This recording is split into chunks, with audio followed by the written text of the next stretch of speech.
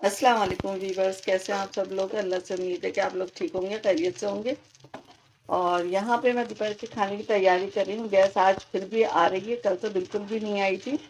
और कल ये होता हमारे यहाँ जो थी लाइट भी नहीं थी पूरा, सुबह से जो गई थी तो मगरिब के भी काफ़ी बाद में आई थी। तो यहाँ पे मैंने जिस चिमटे से मैं कबाब पलट रही थी उसी से मैंने कबाबों को तोड़ डाला है, क्योंकि कबाबों में थोड़ा सा अंडा कम रह गया था, क्योंकि क्वांटिटी में ज़्यादा थे तो अंडा इसमें कम डाला था। तो मैं लगा लगा के इसे फ्राई कर रही थी तो सही हो रहे थे, लेकिन इस वक्त अंडा भी ख़त्म हो गया है। और मैंने बनाई थी कबूली, तो कबूली के साथ हमें इसे खाने थे। मैंने कहा छोड़ो, टूट तो रहे, इसे तोड़ के जल्दी से फ्राई कर लो।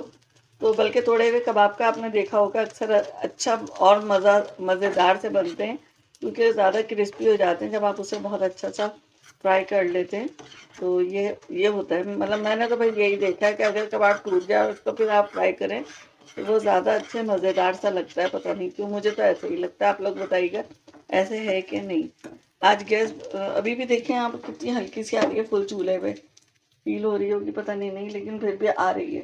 कल तो बिल्कुल भी नहीं थी। इत्तेफाक से सालन बना हुआ था, इत्तेफाक कह रही हूँ, मतलब सालन बना हुआ था।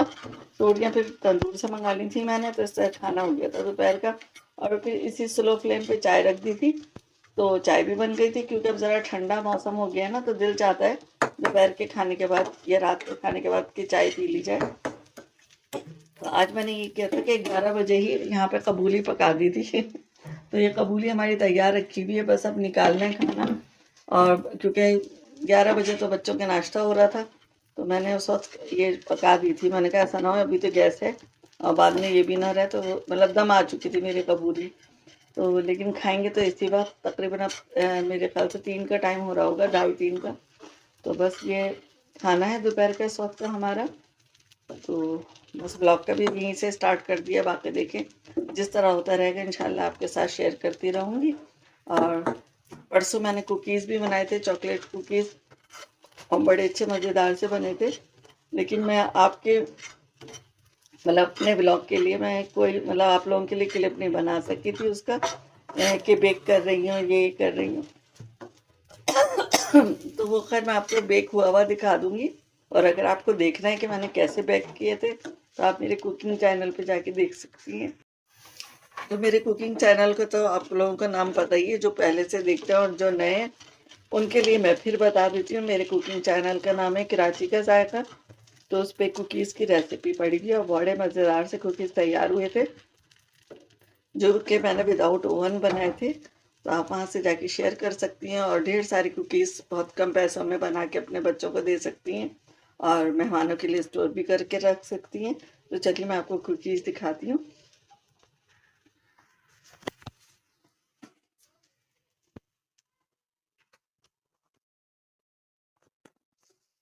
बहुत फोटो भी खींची।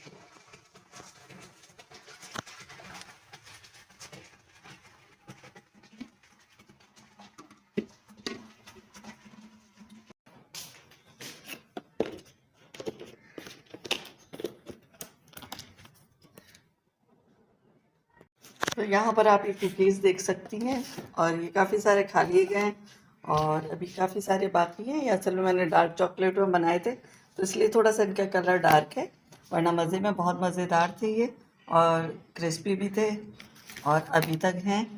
तो मैं आपको दिखा देती हूँ, देखिए कितने आराम से टूट रहे हैं। और खाने के बाद ही मैंने जो है अपनी रेसिपी की तैयारी शुरू कर दी थी, मतलब बनाना शुरू कर दिया था। गैस थोड़ी सी अब तेज़ हो गई थी, तो मैं पहले तो ये सोचना पड़ता है कि आज क्या पकाएं और कौन सी रेसिपी दें, क्योंकि खाली पकाने का काम तो नहीं है ना, हमारे तो रेसिपी भी देनी होती है। और जिस दिन सालन नहीं होता तो फिर मैं उस दिन सालन वगैरह टाइप की इस तरह की या चावल की रेसिपी दे देती हूँ कोई। तो फिर ये होता है मेरा काम थोड़ा सा हल्का हो जाता है। और जिस दिन सालन होता है उस दिन मैं कोई स्नैक्स बना देती हूँ।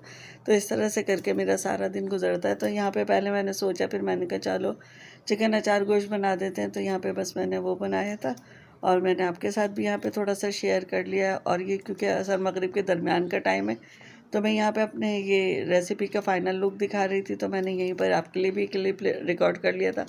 और इसके बाद मैंने बनाए थे फ्रेंच फ्राइज़, क्योंकि बच्चे खाना चाहते हैं शाम की चाय के साथ कुछ। तो इस वक्त सिर्फ बिस्किट थे जो मैंने अभी आपको दिखाए थे, चॉकलेट कुकीज़।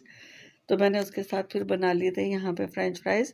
और फ्रेंच फ्राइज़ मैं बहुत थोड़े से बना रही थी, सिर्फ 3 मीडियम साइज़ के आलूओं के, लार्ज साइज़ के आलूओं के कहना चाहिए, बहुत लार्ज भी नहीं था।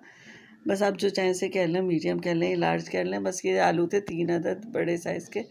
तो बस इनके मैंने बना लिए थे, क्योंकि बस मेरे बेटे को और वो मेरी बेटी को खाने थे, मुझे और मेरे हस्बैंड को नहीं खाने थे। तो उन्होंने भी कहा था बस थोड़े से बना दीजिए, बाकी ये बिस्किट वगैरह ले लेंगे। तो बस ये मैं फिर बनाने लगी थी यहाँ पर।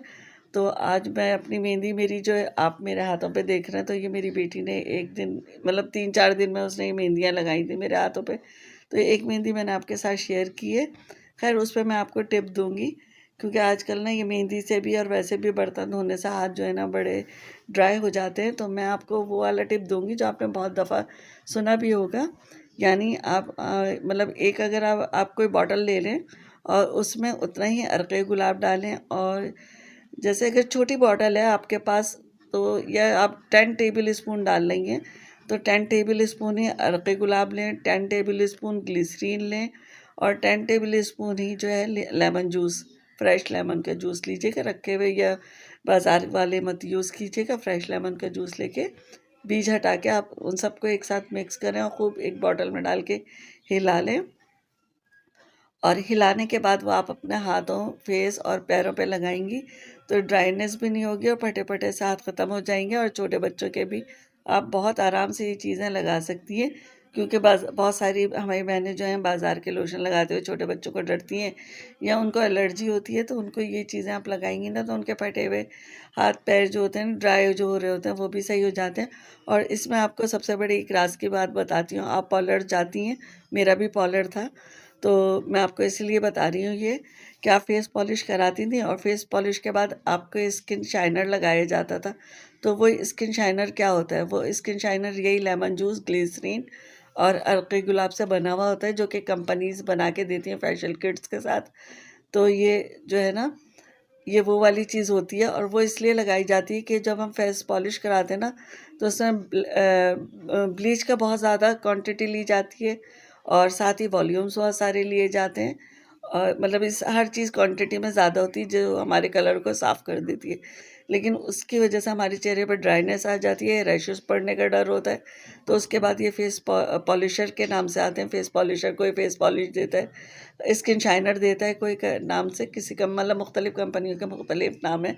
तो वो क्या होता है, लेमन जूस वगैरह, ये अर्क़े गुलाब, लेमन जूस और ग्लिसरीन होता है इसमें शामिल। और ये भी मुझे एक कंपनी की लड़की थी, उसने ये सारी बताई थी। वहाँ वो कंपनी में भी जॉब कर चुकी थी और सप्लाई भी कर रही थी। मैंने उससे कहा था इसमें ना उन चीज़ों की खुशबू आती है। कहने लगी ये वही है, सही कह रही हैं आप। मैंने कहा मैं पहले घर में बनाती थी इस तरह, तो ये मुझे बिल्कुल वो वाली स्मेल आती है।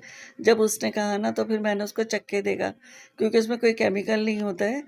तो हम जब घर में बनाते थे तो हम चख भी लेते थे, क्योंकि हमें पता होता था ग्लिसरीन भी कोई ऐसी चीज़ नहीं है, क्योंकि अक्सर मुँह आने पे वो मुँह में लगाई जाती है, ठीक है ना। और अर्क़े गुलाब और वो लेमन जूस भी ऐसी चीज़ नहीं है। तो वाक़ई मैंने चखा तो सेम की सेम वही उसकी वो था, मतलब टेस्ट था। तो फिर मुझे अंदाज़ा हुआ कि अच्छा ये इसके साथ इसलिए देते हैं कि इतनी ड्राइनेस चेहरे पे आई नहीं है। तो मैंने आपके साथ ही शेयर कर लिया। तो मैं आज अपने हाथों के लिए बनाऊँगी, लेकिन मैंने बनाने से पहले ही आपको बता दिया है। आप भी अपने हाथों पैरों के लिए, फेस के लिए बना लें। फेस पे आराम से आप लगाएं, और ख़ाली ग्लिसरीन अगर आप लगाना चाहें तो अपनी पलकों पे रोज़ाना डेली रात में सोते वक्त लगाएं। एक मस्कारा का ब्रश रख लें आप अपने पास, वॉश करके। जैसे मेरा मिट्ठू बोल रहा है, आपको आवाज़ें आ रही होंगी। इस वक्त तो शुरू हो गया है।